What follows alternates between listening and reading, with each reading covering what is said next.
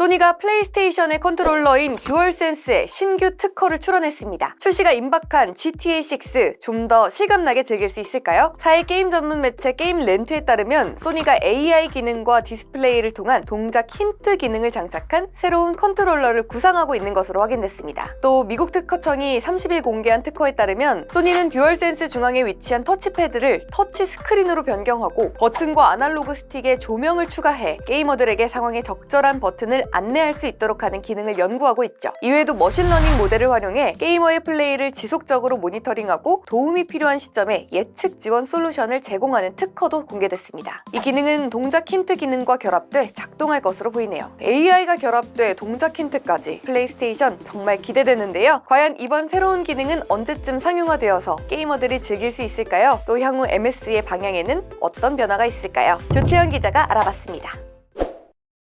이번에는 또 한 번 게임 소식입니다. 소니가 플레이스테이션 듀얼센스의 컨트롤러와 관련한 신규 특허를 출원했다는 내용이죠. 이 듀얼센스가 대체 뭐냐? 저는 듀얼 쇼크 세대인데요. 그러니까 게임기에서 컨트롤러라고 보시면 되겠습니다. 플레이스테이션 5용 이쪽에 쓰이는 무선 컨트롤러를 듀얼센스라고 하더라고요. 이 컨트롤러에는 터치패드가 있습니다. 보시는 것처럼 이런 식의 터치패드가 있는데 이런 터치패드 대신에 여기에다가 디스플레이를 넣는다는 개념이라고 해요. AI를 이용해서 적절한 시점에 힌트를 이쪽에 보여주는 그런 개념이라고 하는데요. 이 특허가 실제로 제품화가 될지 이 부분은 아직까지는 미지수라고 할 수 있겠습니다. 기업들이 수많은 특허를 출원한다고 해서 이게 다 제품에 반영이 되고 그렇게 출시가 되는 건 아니니까요. 사실 컨트롤러 하는 거는 어떤 면에서는 게이밍 경험의 핵심이라고 할 수 있습니다. 물론 가장 중요한 거는 어떤 게임이 얼마나 재밌게 나오냐 이 문제겠지만요. 그 게임과 직접 소통하게 되는 수단이 바로 컨트롤러니까요. 당장 우리에게 유명한 닌텐도를 보면요. 동시대의 경쟁 게임기에 비해서는 항상 성능이 많이 부족했습니다.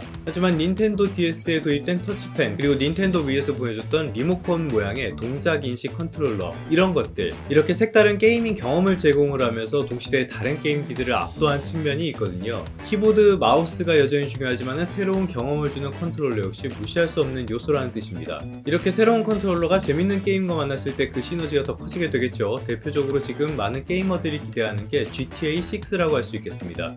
미국 락스타 게임즈에서 한참 개발하고 있는 게임인데요. 이 시리즈의 특징이라고 하면은 거대한 도시를 게임상에서 그럴듯하게 구현을 하고요. 그 안에서 다양한 걸 할 수 있는 자유도 그리고 주인공들이 대부분 범죄자다 보니까 이 자유도와 맞물려서 나오는 폭력성 이런 것들을 들 수가 있겠습니다. 게이머들에게 이렇게 많은 기대를 받고 있다는 것은 나왔을 때 어지간한 매출은 달성이 보장되어 있다고도 할 수가 있겠죠. 이런 말씀을 드리는 건요. 게임 산업이라는 것 자체가 우리나라와 상당히 잘 맞는 산업이기 때문입니다. 게임 산업의 특징을 들면요. 어떤 게임이 성공을 했을 때 막대한 영업이익률을 낼 수 있다는 점을 들 수가 있거든요. 왜 그러냐면은 게임 산업에 들어가는 원가가 인건비와 전기료 이 정도밖에 없기 때문입니다. 원재료라고 할 만한 것 자체가 거의 없으니까요. 이런 측면에서는 천연자원이 없는 우리나라에서는 아이디어와 기술력만으로 승부할 수 있는 그런 산업이다.